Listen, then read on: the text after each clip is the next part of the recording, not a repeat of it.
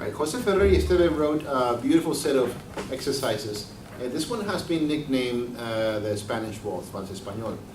You start in first position, right? So you start with an arpeggio going from the D string on 2, right, on E.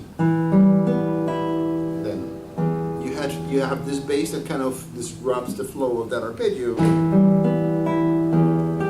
And that's what the catchy part of the piece is, right? On B3, you have that division. 1 and 2 and 3. The trick of playing a waltz is making sure that your first beat is strong and beats 2 and 3 are subdued.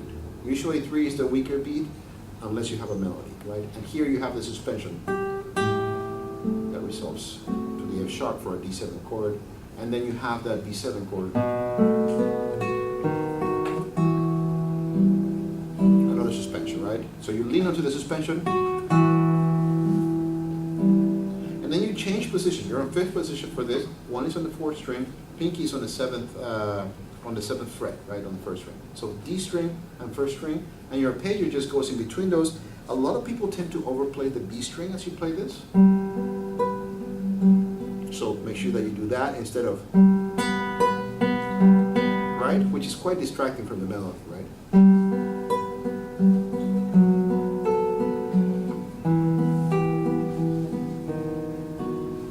Right, so you have to work on being here in 5th position, right here in 4th position, 2nd position, 1st position, right, and then you just insert everything else.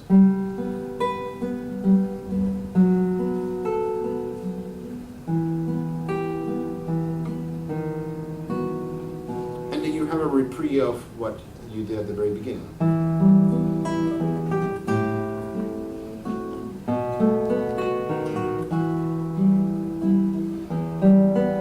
Right, here things change a bit. You start from the bass, so he made us wait for this, he finally given it to us.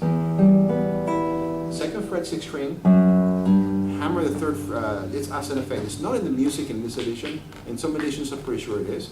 I would just do a hammer, or a slur in there, then open. You're kind of hinting at a B7 chord, right? But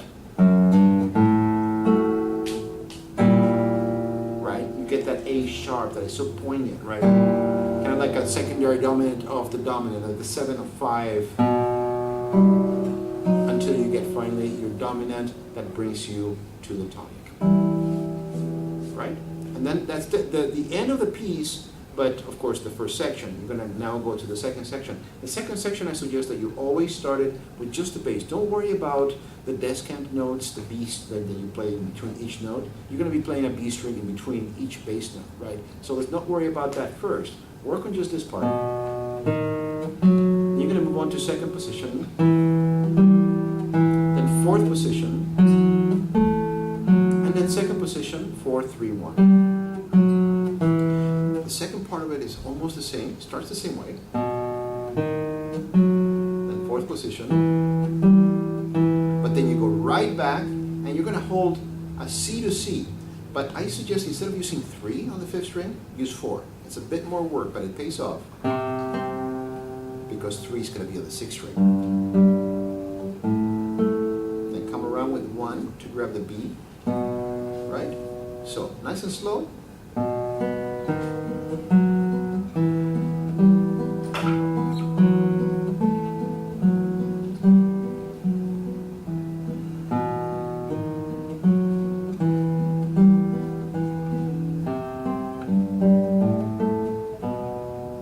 Then you have these dotted rhythms, right? So dotted 16th followed by a 32nd.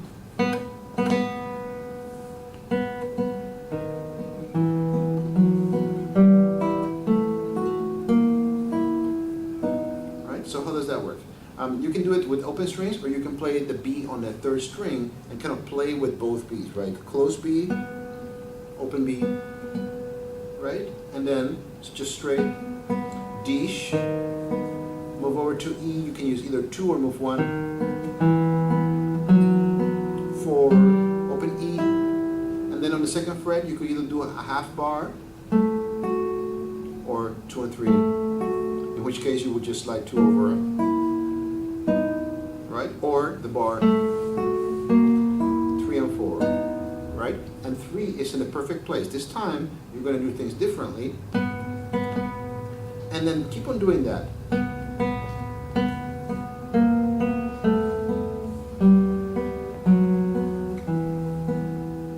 come around with 2. I'm not sure that I like that fingering. I like that a little bit better, or become a little squeak coming in, or just open. And then you do the first part. I'm not going to talk, I'll just play it.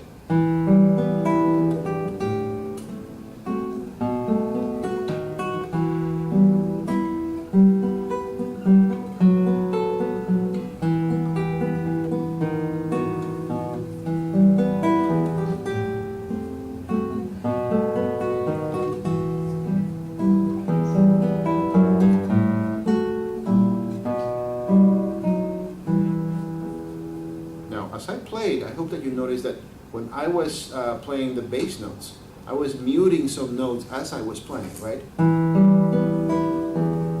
As I'm going to play the A, notice that the 6th string is ringing.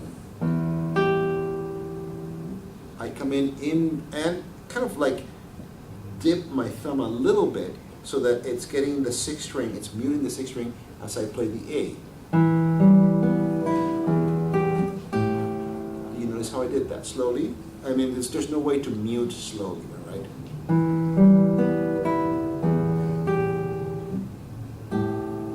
Right? So I would practice that in several places, and that's what you do when you don't want basses from one measure to bleed, or from one chord to bleed into another one. It makes everything sound messy, right? So it's more work, but it's really well worth it. I hope this is helpful.